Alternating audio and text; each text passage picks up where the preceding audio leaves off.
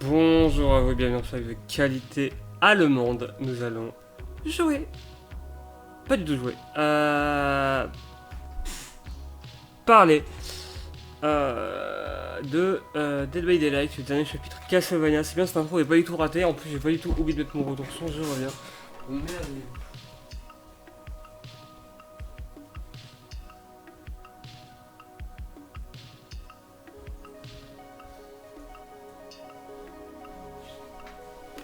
En plus, il y a bien un style de live, je vais surtout pas me chier dessus, c'est cela.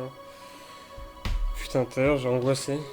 Euh, j'étais en train d'acheter Borderlands 2 parce que y a des potes qui jouent, ils m'ont dit vas-y, teste, c'est bien. Vas-y, je vais tester pour jouer avec vous. Et je vais pour payer et il me dit quelle carte. Et il me dit, attends, non, on enregistre cette carte. Ah, déjà flippant. Ok, d'accord, j'ai jamais dit oui, mais d'accord. Et ensuite, j'utilise du coup le truc enregistrer ma carte, je suis dessus.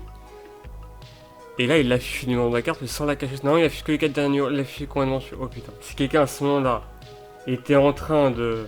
Je sais pas, de sniper mon PC, ce qui peut arriver sans que tu le saches, hein. Oh, je suis tellement baisé, j'ai paniqué. J'ai vérifié 3 fois si genre X8 t'es pas lancé et tout. Bref. Aujourd'hui, on parle de la PTB. Cette analyse de chapitre numéro 33. Qui nous allons aborder maintenant. Alors, tout est prêt, regardez. Incroyable. Ça ne va pas bugger. Et oui, j'ai tout préparé pour pas que ça bug. Et si ça bug, bah nique ta mère. Voilà. Regardez cette magnifique miniature que j'ai faite, qui m'a pris 2 heures, hein, bien sûr. Vous savez, alors, je prends jamais autant de temps pour une miniature, surtout qu'elle est moins belle que l'autre. Mais j'ai pris du temps, je sais pas pourquoi. Voilà. J'ai fait chier à faire le 4, sauf que j'en ai fait 3 différents, et en fait, il n'y en avait aucun qui me plaisait, à part lui. Et du coup, voilà. Bref, nous allons parler du coup du dernier chapitre, qui est le chapitre Castlevania. Du coup, c'est la... Je vais dire troisième, non, quatrième licence jeu vidéo. Ah non, cinquième, attendez. On a eu... Ce que j'ai oublié, il y a eu... j'ai oublié, il y a eu Resident Evil 2 fois. Mais Resident Evil, je compte comme une seule. Les deux. T'as eu Silent Hill, Resident Evil, Alan Wake, Lara Croft, et du coup Castlevania. Qui est du coup la cinquième licence jeu vidéo, si on n'oublie pas, à rejoindre le jeu. Et c'est très très cool, j'espère qu'il y en aura d'autres. D'ailleurs, il y en aura d'autres. Hein, genre... enfin, d'ailleurs, j'ai pas dit, mais on va enchaîner avec un DB des news qui est fait à l'arrache. J'ai préparé le diapo, du coup, je vais juste sortir les news comme ça. Avec des trucs vite fait à l'écran pour vous montrer, mais sinon, voilà quoi. En fait, c'est qu'il n'y a pas beaucoup de choses à voir à part des changements et ils ont tout mis sur un forum, donc voilà. Bref. Que dire, à part ça. Bah, du coup, non, voilà, on va parler de ça. Est-ce que j'ai des trucs à te dire? Qu'est-ce que j'ai d'autre à dire sur ce chapitre avant de passer au diapo suivant? Non, c'est tout. On a testé la PTB. Voilà, je vais mettre du contexte. J'ai testé la PTB. C'est une des PTB que j'ai le moins joué dernièrement. Alors depuis. Parce que en fait, j'ai commencé vraiment à rincer les PTB à la marchande de crâne. Et encore, la marchande de crâne, c'était un peu léger. J'étais encore un peu soft. Mais j'ai commencé vraiment à les rincer à partir de là, en fait, les PTB. À jouer beaucoup et tout. Je vous avoue que la PTB Castlevania, on va être très honnête, hein. J'ai fait une game survivant. Ou deux, je sais plus. Je crois que j'ai Nancy, on a fait 2 games survivants. Et après, genre, j'ai fait vraiment, genre, je crois en live 2 games pareil en jouant Dracula. Et hors live, après, j'ai genre fait 3 games. Bizarrement, par contre, on a testé. Par contre, bizarrement, en live et même en live, j'ai testé d'autres choses à côté. Mais ça, on en parlera pour le DB News qui n'avait pas eu de Dracula, bien sûr.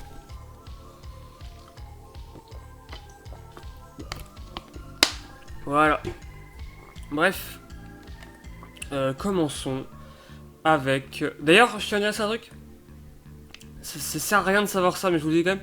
J'ai retouché toutes les images moi-même. Vraiment, toutes les images, je les ai retouchées. Voilà, j'ai fait des trucs un peu stylax. Ne me remerciez pas. Bref, on commence. Alors, du coup, ce chapitre va rajouter un tueur et un survivant. Je reviendrai là-dessus après pour le survivant parce que j'ai un mea culpa à faire par rapport à la PTB. Enfin, plutôt une justification par rapport à la PTB. Mais bref. Du coup, oui, un tueur et un survivant. le Seigneur des Ténèbres. D'ailleurs, je fais que me plaindre des choix des noms. Là, franchement, c'est bien trouvé, bravo. Parce qu'au début, il y avait... alors, genre vraiment, 3 heures avant que la PTB sorte, sur Twitter, il y avait des gens qui avaient plein de gens de sources différentes qui disaient en même temps que le tueur allait s'appeler le Dracula. Et je me suis dit, oh non, pitié, ne l'appelez pas le Dracula. Vraiment, genre, pour de vrai, ne faites pas ça, pitié. Et en fait, non. En fait, c'était une erreur en fait, qui venait d'un post qu'avait fait d'une erreur de compréhension d'un post qu'avait fait en fait Behavior, Likes sur Twitter officiel. Mais non, du coup, le tueur ne savait pas le Dracula, mais ça bien le Seigneur des Ténèbres, du coup, et donc voilà. Et rajoute Trevor Belmont. Voilà, voilà. Donc, dans l'ordre, on va parler du pouvoir du tueur en général, en fait, de ses compétences personnelles, du survivant et de ses compétences personnelles, et pas de la map, même si, on va faire une petite parenthèse là-dessus, parce que je trouve qu'il y a des trucs intéressants à dire, même si surtout, moi qui rage. Bref. Commençons avec le Seigneur des Ténèbres. Alors, j'ai pas mis à l'écran la liste, genre de son pouvoir, comment ça fonctionne et tout, comme j'ai fait pour les perks, vous allez voir après. Pourquoi? Parce que le machin, c'était un pavé. C'était un truc de fou, comment c'était un pavé. Et en plus, je me suis dit, mais c'est con parce que le pouvoir est vraiment ultra basique. Je crois que j'ai souvent ça en ce moment. J'ai souvent, ouais, alors le tueur a un pouvoir qui est super long à expliquer sur le papier, mais en fait qui est super simple à comprendre. Bah alors lui, c'est vraiment, mais totalement ça. C'est vraiment, genre, c'est. Je trouve que c'est un des tueurs qui a un des pouvoirs les plus simples à comprendre. Bon, en vrai, il y a l'outrapeur, genre, voilà, bref. Mais en même temps, le machin, c'est un roman. Pour vous dire, c'est Vecna-tière, genre vraiment. Parce que Vecna, il y a 1000 trucs à savoir. Alors, c'est moins que Vecna, parce que Vecna, je pense que c'est le tueur avec le plus de mécanique à comprendre. Mais genre, là, c'est vraiment ça. En gros, son pouvoir s'appelle le Shape Shifting, donc le change-forme. Je sais pas comment ils ont traduit ça en français. Et en gros, son pouvoir, comme on l'indique, lui permet de switcher entre 3 formes. Sa forme de vampire, qu'on voit actuellement, sa forme de loup, et, d'ailleurs, j'aurais dû les mettre, c'est con, sa forme de chauve-souris. D'ailleurs, petite parenthèse, oui, dans le lore des vampires, les vampires se transforment vraiment en d'autres choses que des chauves-souris. Ils se transforment aussi en... Genre dans le livre de Bram Stoker, il me semble que Dracula se transforme en loup, justement. Voilà, bref, petite parenthèse à part. Mais il faut le savoir.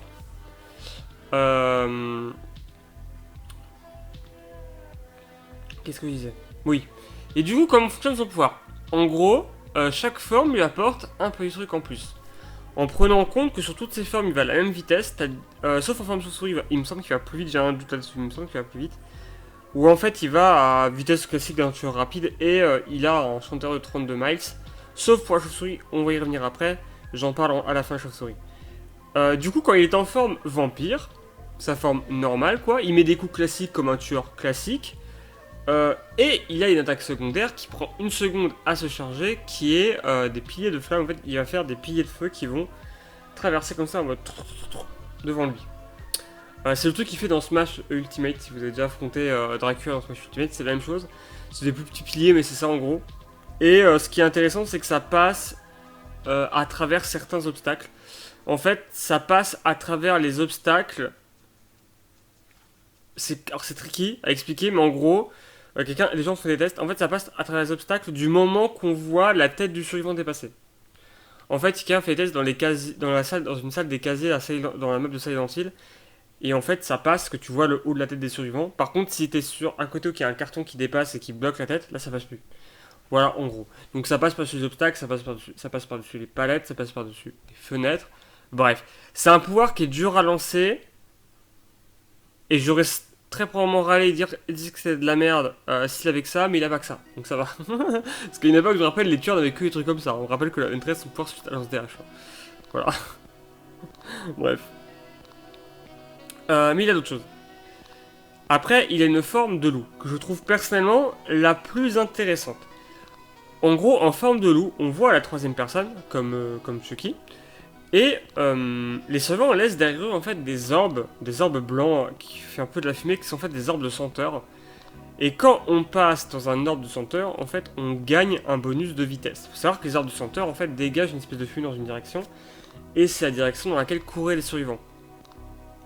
Voilà. L'orbe de senteur reste pas très très longtemps, en vrai. Je crois qu'il reste genre 6, peut-être 10 secondes max, en vrai. Mais voilà, il reste un peu de temps. Et aussi en forme de loup, je l'ai pas dit, mais on voit mieux les traces des raflures. Quand on passe dans un orbe de senteur, ça je l'ai dit, mais en fait, on gagne un petit boost de vitesse quelques temps. Qui est très intéressant, vu qu'en fait, en tant que loup, on va toujours à la même vitesse. Et quand on est en forme de loup, en fait, on a une attaque de bond qu'on peut enchaîner. Ça, je ne savais pas. Je l'ai appris en fait sur Reddit et sur Twitter et sur YouTube. En fait, une attaque de bond qu'on peut enchaîner. En fait, c'est comme les Démogorgons. En fait, on charge et on fait un bond. Tac. Et quand on fait ce bond, on peut re-enchaîner dans un petit laps de temps, un peu comme la nurse qui peut enchaîner cette épée, un autre bond en fait, en réattaquant avec clic gauche. Voilà, en gros. Et en fait, le pouvoir de bond se recharge très rapidement, et en plus, tu peux charger encore plus rapidement avec l'orbe de senteur. Je ne serais pas étonné que la forme de loup se fasse un peu nerf, un peu balance. Pour de vrai, parce que la forme de loup, pour le coup, est vraiment très cool. Alors, c'est pas incroyable parce que. Voilà, c'est pas non plus incroyable, mais ça reste quand même très intéressant. Ensuite, tu as la forme chauve-souris. La forme chauve-souris qui, en fait, c'est là que c'est un peu bizarre et il faudrait qu'ils arrêtent avec ça. C'est qu'en fait, la forme de chauve-souris, c'est une forme qui est dite indétectable, mais pas vraiment. En fait, elle est aussi indétectable que Sadako est indétectable. En fait, tu sais, Sadako, quand elle est dans ton. Quand tu es dans son champ de terreur, en fait, tu vas entendre un lullaby. Genre une espèce de bruit bizarre et tout, enfin bref. Les chauves-souris, c'est pareil, en fait, tu vas entendre des bruits de chauves-souris, en fait, des squish-squish, je sais pas comment expliquer ça. Tu entends des bruits de chauves-souris, et le problème, en fait, c'est que c'est aussi dans le champ de terreur. Et le champ de terreur, en plus, il fait 32 mètres. Donc, en fait, le jeu te dit, t'as un statut indétectable, mais c'est pas vrai, vous avez pas de statut indétectable, en fait. Les gens savent, en fait, que vous êtes là. Ce qui est complètement stupide. En fait, il faudrait vraiment que les devs apprennent en fait, mettre un statut indétectable s'il y a un lullaby derrière, ça ne sert à rien. C'est débile. C'est complètement con. Genre, je suis désolé, mais le lullaby du Trickster, surtout du Trickster, et de la Huntress, est complètement con. Parce qu'en fait, ils ont un. En fait, ils sont définis comme ayant un petit champ de terre vu qu'ils se déplacent pas vite. Mais en même temps, ce qui est complètement con, bah, c'est que. Ah, je sais pas comment dire ça, c'est qu'en fait, bah, on a un champ de terre, donc on s'en fout, on sait qu'ils sont là. En fait, le champ de terre, c'est juste le moment où tu sais, ah, le tueur arrive. C'est ça en fait. C'est pas c'est pour ça que les tueurs quand les chanteurs ont un avantage, et c'est pour ça que. Mais ils sont plus lents. Et c'est pour ça que surveillance et maltraitance, en vrai, c'est pas une mauvaise perk. Alors moi j'aime bien le bruit de chauve-souris, mais en vrai, idée. Le bruit de chauve-souris, même pareil pour Sadako, le bruit chelou de Sadako. Mettez-le sur toute la map quand on est en forme indétectable, si vous voulez, pour dire aux survivants qu'on est indétectable. Comme Chucky, quand il est indétectable, il y a des petits bruits de pas. Pour nous indiquer qu'il est vraiment indétectable. Là, ok, je dirais, ok, d'accord, pourquoi pas. Enfin, imaginez si Ghostface avait une blabie, quoi. Pitié, mais en vrai, hein.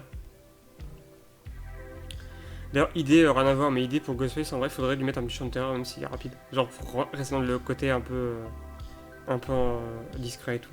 Ça pourrait être top. En gros, voilà, c'est ça la forme de souris. La forme de souris, un truc que j'ai pas dit, c'est qu'en fait, alors il me semble qu'on se déplace plus vite. On ne voit pas les survivants. C'est important de savoir, les survivants vous voient, mais vous ne les voyez pas, parce que je suppose que les chauves-souris sont aveugles, mais je crois que c'est complètement faux. Je suis pas un biologiste, mais je crois que c'est faux. Et en fait, on ne voit pas les survivants, mais par contre, on voit leur trace des raflures et on voit les trucs qui bougent un peu comme Spirit. Et l'autre point qui est très intéressant par contre avec la forme de chauve-souris, alors forme de chauve-souris, je dis maintenant, je trouve que c'est une des formes les plus complexes à jouer. En fait, c'est qu'on peut se téléporter à des zones de loop dans notre champ de terreur. Voilà. C'est très intéressant du coup pour se déplacer plus vite. Surtout que le truc se recharge assez vite aussi. Bref. Voilà pour le pouvoir de Dracula. En soi, c'est plutôt simple. En fait, il n'y a pas grand chose à comprendre. Parlons du tueur vite fait. Il est rigolo. D'ailleurs, par contre, en jeu, je dis maintenant, il n'a pas les yeux rouges du tout. Là, sur l'image, il les a, mais il n'a pas les yeux rouges. Par contre, petit truc important à savoir, c'est qu'en fait, en prestige, sa tête, il a les yeux rouges déjà. Parce que ses yeux sont jaunes. Par contre, en prestige, il a les yeux rouges. Et le truc intéressant, c'est qu'il n'est pas tartiné de sang. En fait, il a juste du sang qui dégouline de la bouche. Ce que je trouve très très beau, c'est un des plus beaux personnages prestige franchement du jeu. Avec, j'allais dire Sadako. Après, Sadako, c'est juste son attaque qui change, ça que j'aime bien. Mais non, en vrai, j'ai pas d'autres exemples. Pour moi, Dracula, c'est le plus beau skin précis. C'est dommage que j'aime pas son skin de base. Voilà, désolé. J'en aime pas le design qu'il a de base. Voilà, petit avis à moi personnel.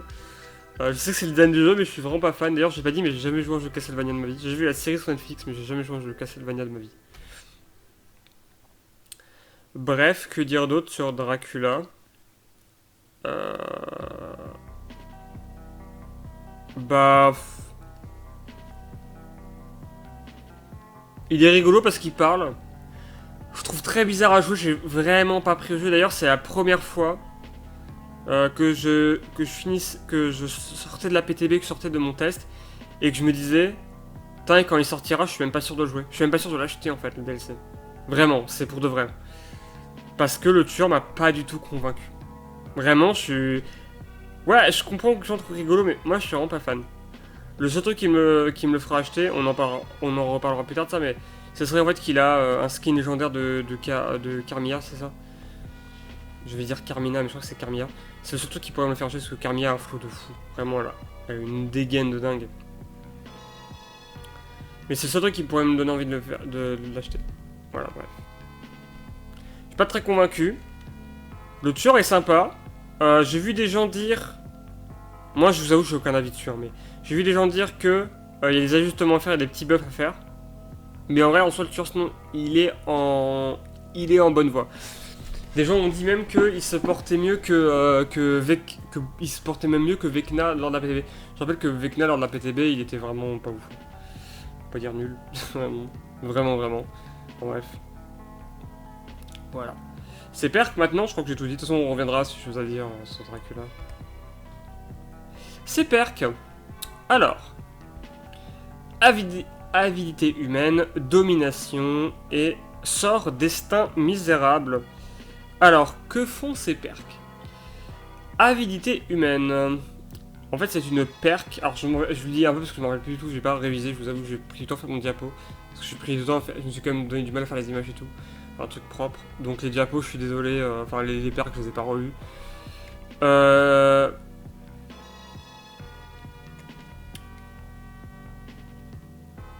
En gros, la perk va augmenter la vitesse des verrouillages des coffres de 50% en suivant. Donc, on les ouvrir pas 2 fois plus vite, mais presque 2 fois plus vite. Enfin, non, pas presque, ils vont les ouvrir vite, quoi. On voit l'aura des coffres fermés, ça c'est important, qu'on va y revenir après. Et on voit l'aura des survivants qui sont à 8 mètres d'un coffre ouvert ou fermé. Pendant 3 secondes. C'est-à-dire qu'il va rentrer dans 3 secondes. C'est pas tant qu'il est dedans, il me semble, c'est pas après dès qu'il sort, c'est juste 3 secondes. Et la perk a un temps de rush. Alors. Ah oui, et la perk nous permet de fermer le coffre, de fermer des coffres ouverts avec le pied. Voilà, en gros.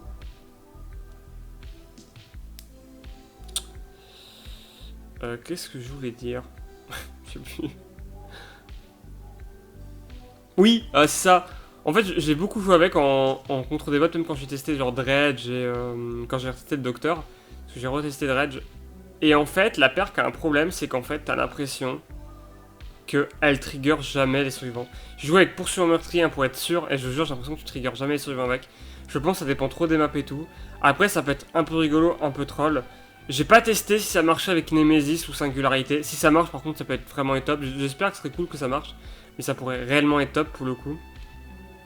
Mais ça, j'en sais rien. Sinon, en vrai, ça peut être une perk un peu sympathique, un peu rigolote. En vrai, pourquoi pas. Mais c'est pas une perk top tier du tout, c'est pas une perk méta, hein, loin de là. Ensuite, domination. Alors, domination, en fait, ça va faire que l'entité va bloquer un totem ou un coffre pendant 8 secondes une fois qu'un survivant va essayer d'interagir avec. Et on verra du coup, bien sûr, l'aura du totem ou du coffre bloqué par l'entité. Que dire? En vrai, ça peut être bien pour une. En vrai, ça peut être bien pour un build de totem, pour de vrai. Hein. Ça peut vraiment être top. Parce que c'est la première fois que manipule avec un totem, donc ça veut dire que ça va marcher sur tous les totems. Donc si par exemple on joue avec Immortel, Ruine, Gardons le meilleur pour la fin. Non, pas Gardons le meilleur pour la fin. Mangeur d'espoir, voilà. Et ça peut vraiment être top. Hein.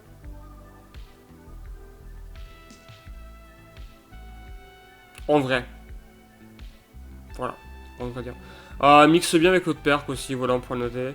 Par contre, faut vraiment avoir très très envie d'ouvrir les coffres, et pour le coup, les coffres sont pas assez intéressants. J'ai vraiment un avis à dire sur les coffres. En vrai, faudrait trouver un nouveau truc, faudrait les remettre un peu à jour. Trouver un truc à faire avec.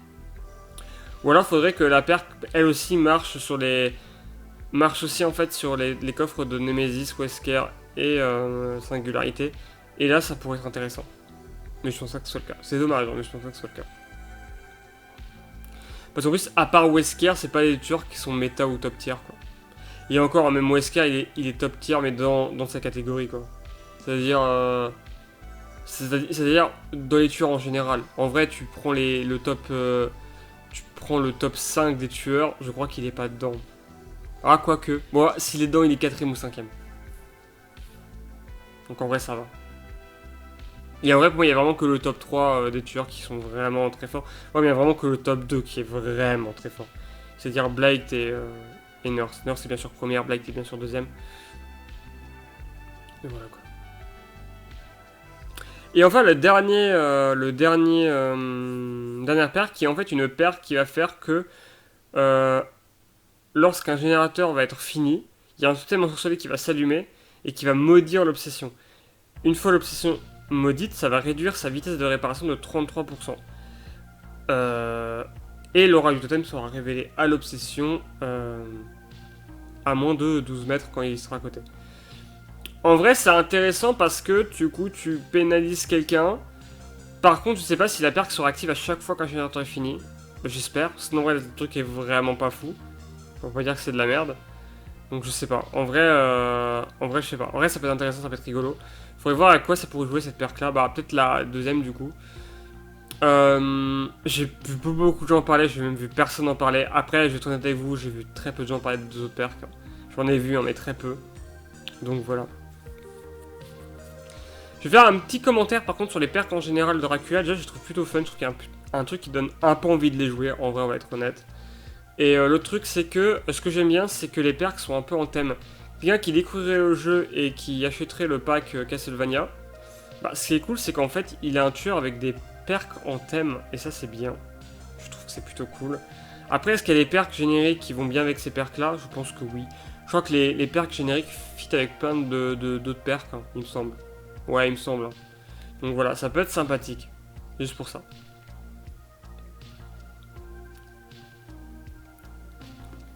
Non, je rentre à dire. Donc voilà, en vrai, c'est plutôt rigolo. C'est marrant qu'ils ont fait un truc sur les coffres, je trouve ça intéressant. Je sais pas si c'est lié au jeu, pour le coup, j'ai pas joué. Mais voilà.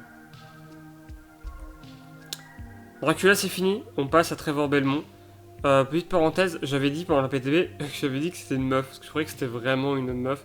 Alors j'avais une photo, mais je vais pas la ressortir, j'avais trouvé une photo, on le voit en gros cadre dans le jeu, et on dirait vraiment une meuf. En fait, ce qui m'a pas aidé, c'est les cheveux longs, le visage très efféminé. Là, j'avais l'impression qu'il avait des boobs. Et sa tenue vestimentaire qui fait, bah, femme en fait. Pour moi, c'est plus une tenue féminine que masculine. Et en fait, non, pas du tout. Le nom aurait dû m'indiquer. En fait, j'ai tilté en fait en premier parce que j'ai vu une vidéo de Tsuné qui est sortie hier sur sur GTA V et en fait il parle de Trevor, le personnage. Je me dis ah mais c'est vrai que Trevor c'est un nom de mec. Et je me suis renseigné effectivement Trevor Belmont. En plus c'est dans la série, j'ai oublié que c'était lui. Alors que j'ai vu en plus je l'ai fini il y a pas si longtemps que ça. Je l'ai fini il y a 2 mois.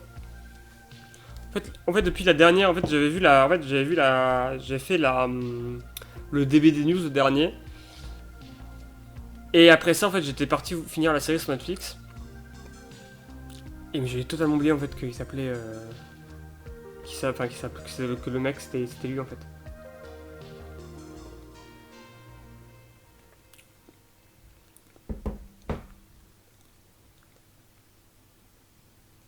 Et voilà, en fait, oui, Trevor, du coup, mais à culpa, c'est bien un homme, c'est pas une femme.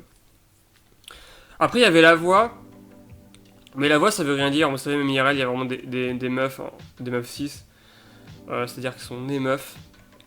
Qui ont des voix qui font assez masculines comme l'inverse. Hein. C'est des mecs qui ont des voix très efféminées même.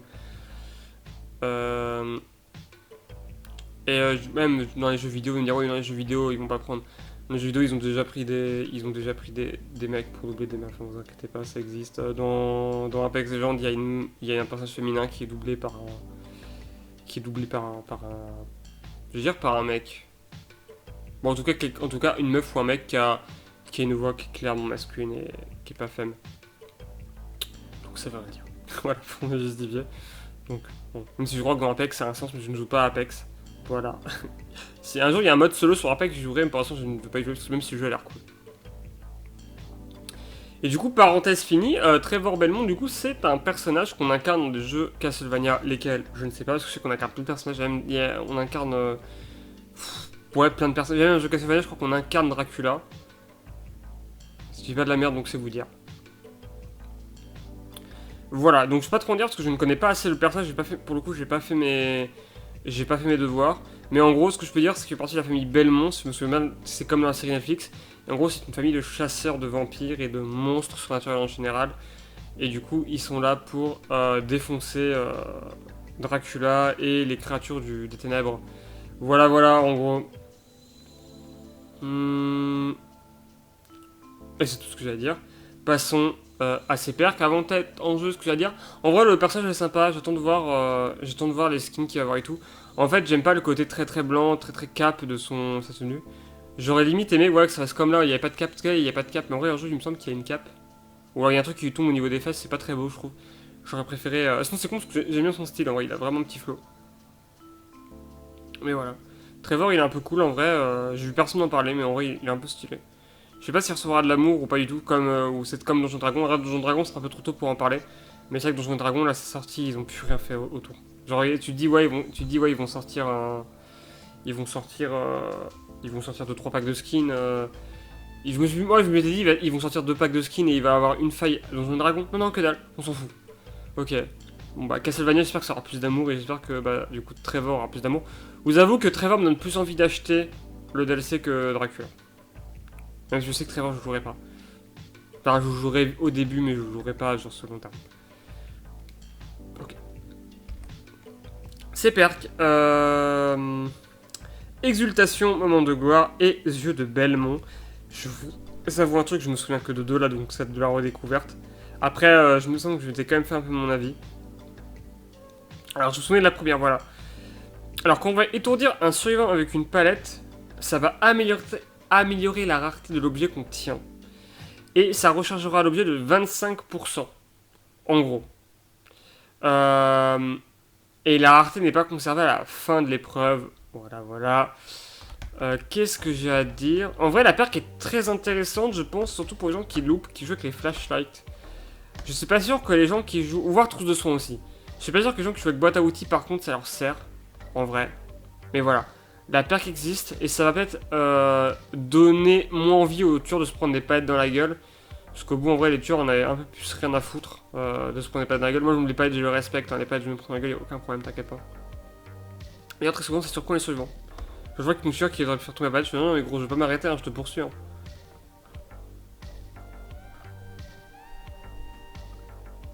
Voilà, en gros.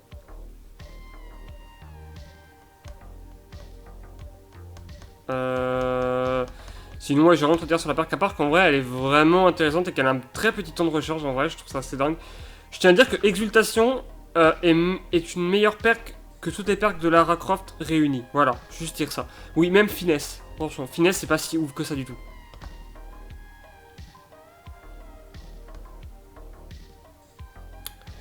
Moment de gloire, du coup, ça fait quoi? En gros, la perk s'active après avoir fouillé 2 coffres, donc déjà, c'est pas fou.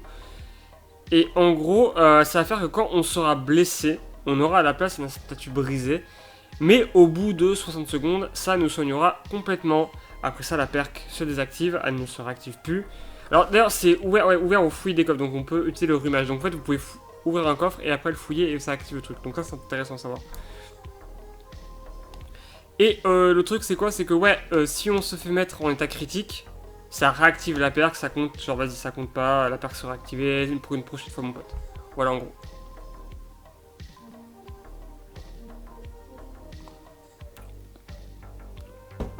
La perk peut clairement être bien. Surtout pour les tueurs contre les tueurs qui hit and run. Il y en a pas très peu, mais voilà. Il y en a très peu parce que les tueurs hit and run en vrai ils sont nuls. Genre Dredge hit and run et il est nul. Mais voilà, ça pourrait être intéressant pour jouer contre ce genre de tueur là. Et ça pourrait être intéressant aussi pour les gens qui arrivent à louper longtemps. Parce qu'on dirait pas comme ça, mais alors, normalement, ça devrait pas exister, hein, mais loupe le tueur 60 secondes, c'est pas impossible, hein, surtout pour beaucoup de survivants, c'est même ok, quoi. Voilà, franchement, c'est ok selon le tueur, selon le joueur, vraiment.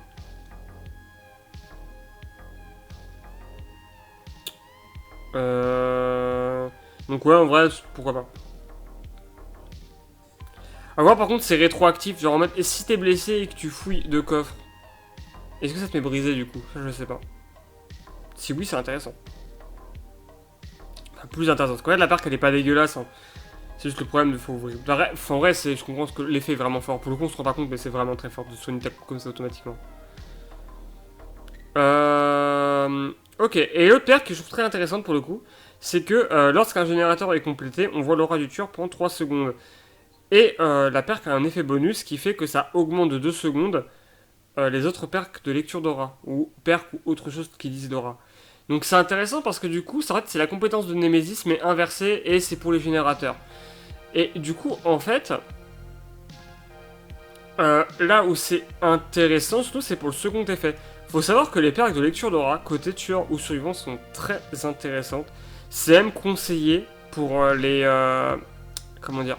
C'est même conseillé pour les survivants qui veulent apprendre à loop. En fait, quand vous êtes comme moi nul au loop, c'est super top de jouer avec ça parce qu'en fait, ça vous permet de savoir un peu comment réagissent les tueurs.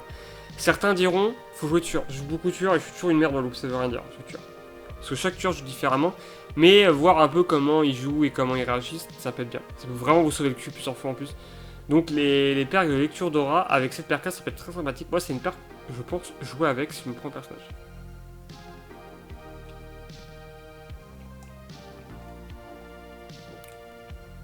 Alors que la première ou la deuxième, bof.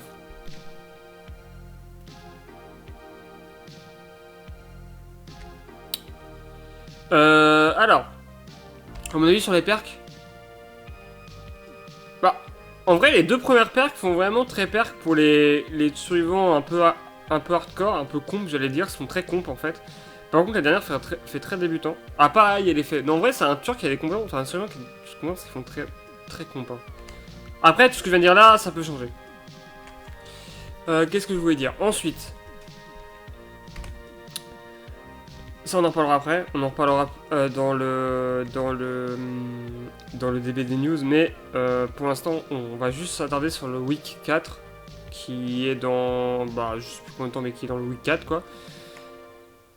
En gros, on a la date du coup de sortie du DLC Castlevania, ça va être le 27 août, il y aura aussi un live stream, je sais pas pourquoi il y aura un live stream, je sais pas ce qu'ils vont raconter. Ils balancent tellement d'infos en ce moment, c'est un truc de fou. Ils balancent plus d'infos qu'ils en ont balancé dans la roadmap, c'est trop grave quoi. Et on sait que du coup qu'il y aura Alucard et apparemment ça sera un survivant. Et là je voulais aussi en parler là. C'est que apparemment il n'y aura pas Camilla. Carmilla, je sais pas du tout comme vous voulez. En fait elle sera pas là. Non, apparemment elle sera pas là alors qu'il y avait des leakers et il y avait des sources qui me disaient le contraire. Il y avait beaucoup de gens qui s'étaient hype et j'ai vu beaucoup de gens déçus. Donc moi en fait moi ça me fait chier en vrai parce que moi je voulais. Enfin, moi je me foutais de Dracula en fait. Dracula j'en ai rien à foutre. Hein. Moi c'est vraiment Camilla que je voulais jouer. Et de savoir ça c'est un peu décevant. Après. Ouais, je sais pas trop quoi en penser. Peut-être qu'il fallait s'y attendre. Peut-être que. Ouais, je sais pas. À voir. Mais apparemment il n'y a pas de skin pour Dracula de prévu en fait. En fait il y a des skins, mais c'est pas des skins légendaires ou autres. Donc c'est très dommage. Hein. Mais on dirait ouais, faire les dialogues et tout. En vrai, franchement, elle aurait pu avoir aucune ligne, c'était pas grave. Hein. Franchement, on s'en foutait. Je pense surtout Konami qui a dû faire chier. Comme à la base, un Cenobite devait avoir les deux autres Cenobites. D'ailleurs, on sait pas pourquoi ça s'est pas fait. Mais on les a toujours pas. Hein. Voilà. C'est la fin, du coup j'ai rien d'autre à dire. Qu'est-ce que je peux vous raconter? Mon avis sur le chapitre en général, à part que ça me hype pas, mais que je trouve comme. Ouais, ça me hype pas, mais je trouve quand même sympa de loin. Il a l'air rigolo. Il y a des trucs. Il y a des trucs en vrai qui ont l'air bien. Sur un malentendu, Dracula, ça pourrait être rigolo. Je tiens à dire que pour l'instant, mes tueurs préférés, ceux que je préfère jouer. À la base, ils me hypaient pas. Et c'est avec le temps que je me dis, ah, il y a un truc, genre Vecna, qui est un de mes tueurs préférés, qui pour moi est le tueur le plus fun du jeu. Le Chevalier, pareil, que je trouve quand même le tueur le plus fun du jeu. Bah là-bas, ça m'a hypé pas. Et avec du recul, bah je me dis, ah oui, oui, c'est intéressant. Pareil, et aussi l'inverse, hein. Moi, Xenomorph, au début, j'étais trop hype, hein. Xenomorph, je me disais trop bien, finalement, Xenomorph, j'aime pas. Singularité, je sais plus. Dredge, pareil, Dredge, au début, genre, j'étais en mode, putain, ouais, c'est trop de la merde, et en fait, Dredge, j'adorais. Bon, Sadako, j'adore, mais c'est parce que c'est Sadako. Sadako, genre, vraiment, ça aurait pu être... réellement, ça aurait pu être c'était le cas à un moment, mais je veux dire, c'était la pire chose du jeu. Je l'aurais joué, mais c'était le cas à un moment, et je l'ai joué. Donc voilà. Parce que j'adore la licence, j'adore le délire et tout, bref. Euh... Je vais rouvrir la page. Ça a bien switché, bien sûr, sur... là, vous voyez plus ma page internet, évidemment. Oui, c'est bon. C'est pas qu'il y a quelque chose de bizarre, mais parce que ça m'énerve quand ça monte... quand le truc m'obéit pas.